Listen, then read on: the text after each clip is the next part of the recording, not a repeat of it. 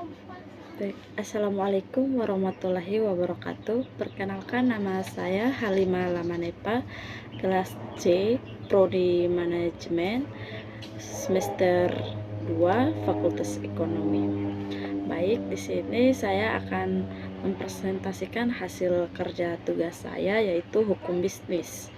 Yang pertama adalah pengertian hukum bisnis. Hukum bisnis merupakan suatu perangkat kaidah hukum yang mengatur tata cara pelaksanaan urusan atau kegiatan dagang, industri atau keuangan yang dihubungkan dengan produksi atau pertukaran barang atau jasa dengan menempatkan uang dari entrepreneur dalam risiko dan usaha tertentu dengan motif mendapatkan keuntungan tertentu pula. Yang kedua, ruang lingkup hukum bisnis, yaitu kontrak bisnis bentuk badan usaha yang disebut PT Firma, CV, pasar modal, dan perusahaan GO publik, kegiatan jual beli oleh perusahaan, investasi atau penanaman modal, likuidasi dan pilot, merger akuisisi, dan konsolidasi, pembiayaan dan perkreditan, jaminan utang, surat-surat berharga. Berikut 3 prinsip-prinsip hukum bisnis. Orang yang berbisnis dengan menggunakan prinsip hukum otonom sadar sepenuhnya akan apa yang menjadi kewajibannya dalam dunia bisnis. Mereka akan sadar dengan tidak begitu saja untuk mengikuti apa saja norma dan nilai moral yang ada. Yang keempat, harapan dunia bisnis pada hukum. Bisnis atau niaga adalah kegiatan memperjualbelikan barang atau jasa dengan tujuan memperoleh laba. Yang berikut 5, pengertian globalisasi. Globalisasi adalah suatu hubungan sosial yang menduniai yang kemudian terhubung satu sama lain sehingga antara kejadian dari tempat yang lain berbeda bisa berdampak juga bagi tempat yang lain. Berikut fenomena globalisasi.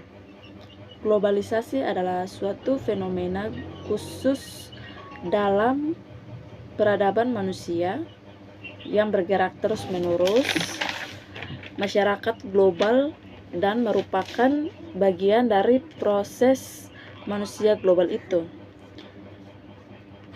Kehadiran teknologi informasi dan teknologi komunikasi mempercepat akselerasi proses globalisasi ini.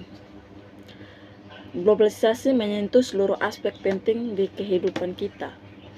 Yang berikut, pelaku atau subjek globalisasi. Itu ada masuk beberapa, ada 4 bagian. Yang pertama, negara-negara yang dipetakan secara dikotomis. Yang kedua, organisasi-organisasi antar pemerintah IGO atau international governmental atau organization. 3, perusahaan internasional yang dikenal dengan nama multinational corporation atau yang disebut MNC atau transnasional. 4, corporation atau global firm atau global firms.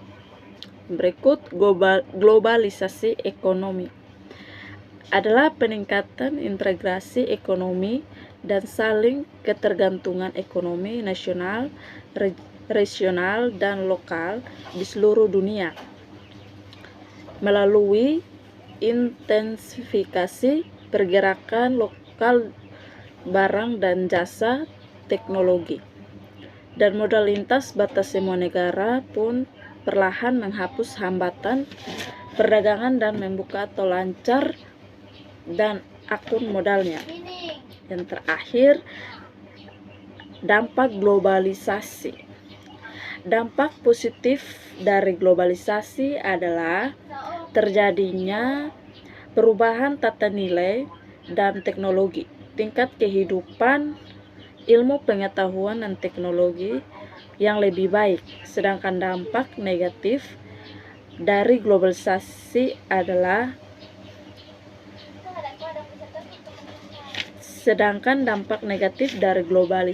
adalah pola hidup konsumtif, sikap individualitis, gaya hidup kebarat-baratan, serta kesenjangan sosial.